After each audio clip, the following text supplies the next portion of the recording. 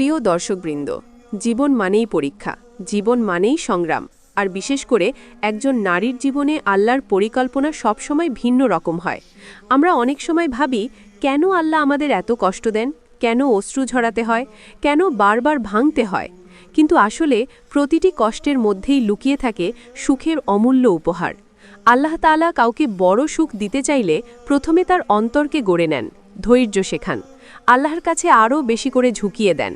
আর তাই একজন নারীকে আল্লাহ যখন সত্যিকারের সুখ দেওয়ার পরিকল্পনা করেন, তখন তার জীবনে কিছু বিশেষ কষ্ট পাঠান। আজকের এই ভিডিওতে আমরা আলোচনা করব আল্লাহ কোন নারীকে সুখ দেওয়ার আগে তাকে যে 5টি কষ্টের ভেতর দিয়ে নিয়ে যান। প্রতিটি কষ্টের মধ্যে রয়েছে গভীর শিক্ষা, রয়েছে হৃদয় ছোঁয়া বার্তা, আর রয়েছে আল্লাহর ভালোবাসার ইঙ্গিত। তাই ভিডিওটি শেষ পর্যন্ত মনোযোগ দিয়ে দেখবেন। আশা করি এটি আপনার হৃদয়কে স্পর্শ করবে এবং আপনাকে কষ্টের মাঝেও আল্লাহর রহমতের সৌন্দর্য খুঁজে পেতে সাহায্য করবে। প্রথম কষ্ট, মানুষ দ্বারা কষ্ট পাওয়া। প্রিয় বোন, আল্লাহ যখন কাউকে সুখ দিতে চান, তখন তিনি আগে তার ধৈর্য পরীক্ষা করেন, আর সেই পরীক্ষার বড় একটি মাধ্যম হচ্ছে মানুষের দ্বারা কষ্ট পাওয়া। হ্যাঁ, সবচেয়ে কাছের মানুষই অনেক সময় সবচেয়ে বড় কষ্ট দেয়। স্বামী, সন্তান, পরিবার বা প্রিয়জন, তাদের আচরণ, তাদের কথা অনেক সময় এমন গভীর আঘাত করে যে হৃদয় ভেঙে টুকরো টুকরো হয়ে যায়। কেন আল্লাহ এমন করেন? কারণ তিনি চান তুমি মানুষের উপর নির্ভর না করো। তিনি চান তুমি মানুষের ভালোবাসা থেকে নয়, বরং আল্লাহর ভালোবাসা থেকে শক্তি পাও। কোরআনে আল্লাহ বলেন, আর অবশ্যই আমি তোমাদের পরীক্ষা করব ভয়, ক্ষুধা, সম্পদের ক্ষতি, প্রাণের ক্ষতি এবং ফলের ক্ষতির মাধ্যমে। আর ধৈর্যশীলদেরকে সুসংবাদ দাও। সূরা বাকারার 155। এই আয়াত থেকে বোঝা যায় মানুষের কষ্ট আল্লাহর পরীক্ষা। আল্লাহ দেখতে চান এই কষ্টের মাঝেও তুমি কি তার দিকে ফিরে যাও নাকি হাল ছেড়ে দাও। প্রিয় বোন, মনে রেখো, যখন মানুষ তোমাকে কষ্ট দেয়, তখন সেটি আল্লাহর এক রহস্যময় পরিকল্পনা। কারণ মানুষের কষ্টের পরেই আসে আল্লাহর বিশেষ রহমত। তুমি যদি ধৈর্য ধরতে পারো, কান্নার মাঝে নামাজে দাঁড়াতে পারো, আর আল্লাহর কাছে দোয়া করতে পারো, তবে সেই কষ্টই হবে তোমার সুখের সিঁড়ি। মানুষ তোমাকে ভাঙবে, কিন্তু আল্লাহ তোমাকে গড়বেন, আর গড়বেন এমনভাবে যেভাবে তুমি নিজেও কখনো কল্পনা করনি। দ্বিতীয় কষ্ট, স্বপ্ন ভেঙে যাওয়া। প্রিয় বোন, আল্লাহ যখন সত্যিকারের সুখ লিখে দেন, তার আগে অনেক সময় তোমার প্রিয় স্বপ্নগুলো ভেঙে দেন। যেটা তুমি সবচেয়ে বেশি চেয়েছিলে সেটা তুমি পাও না, যেটার জন্য তুমি রাত দিন দোয়া করেছিলে সেটাই আল্লাহ তোমার কাছ থেকে সরিয়ে নেন। তখন মনে হয় জীবন অন্ধকার, সব কিছু শেষ, আর কোনো আশা নেই। অথচ সত্যি হলো আল্লাহ তোমাকে সেই স্বপ্ন থেকে বাঁচিয়ে দেন, কারণ তিনি জানেন ওই স্বপ্ন যদি পূর্ণ হতো, সেটি তোমার জন্য সুখ নয়, বরং কষ্ট বয়ে আনত। কোরআনে আল্লাহ বলেন, সম্ভবত তোমরা কোনো জিনিসকে অপছন্দ করো, অথচ সেটি তোমাদের জন্য কল্যাণকর।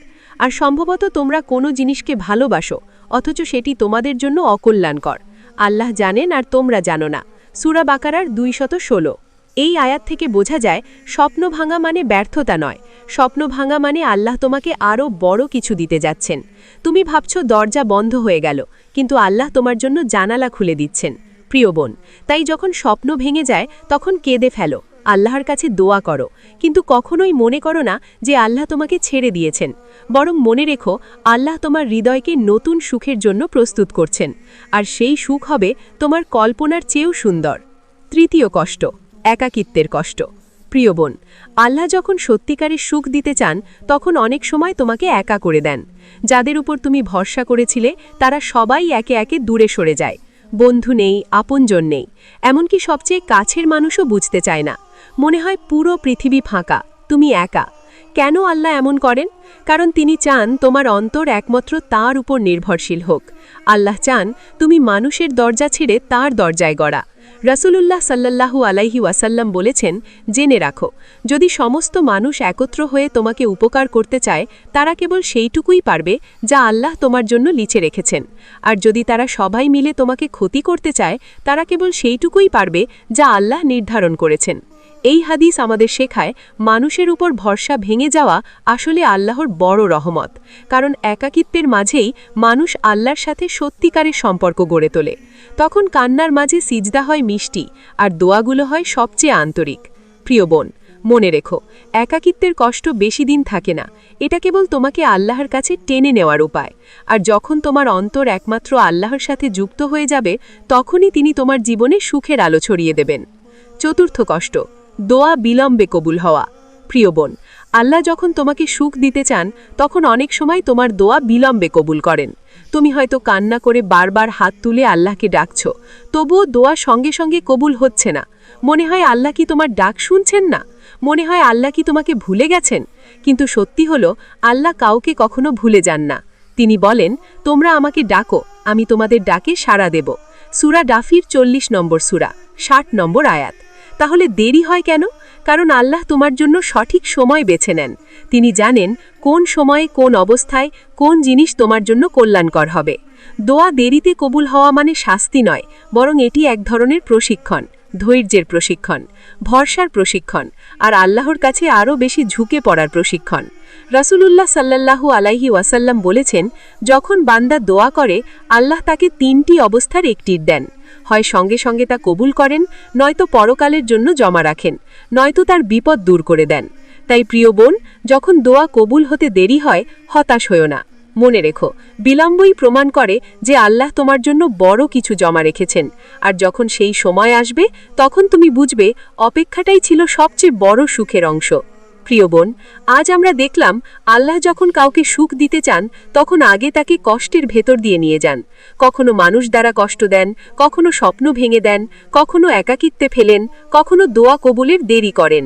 আর এই কষ্টগুলো শেষ পর্যন্ত আমাদের হৃদয়কে নরম করে, ধৈর্য শেখায়, আর আল্লাহর সাথে সম্পর্ক দৃঢ় করে। মনে রেখো, আল্লাহ তোমাকে কষ্ট দেন শাস্তি হিসেবে নয়, আল্লাহ তোমাকে কষ্ট দেন তোমাকে গড়ার জন্য, যেন তুমি সেই সুখ পাও যেটা তিনি তোমার জন্য লিখে রেখেছেন।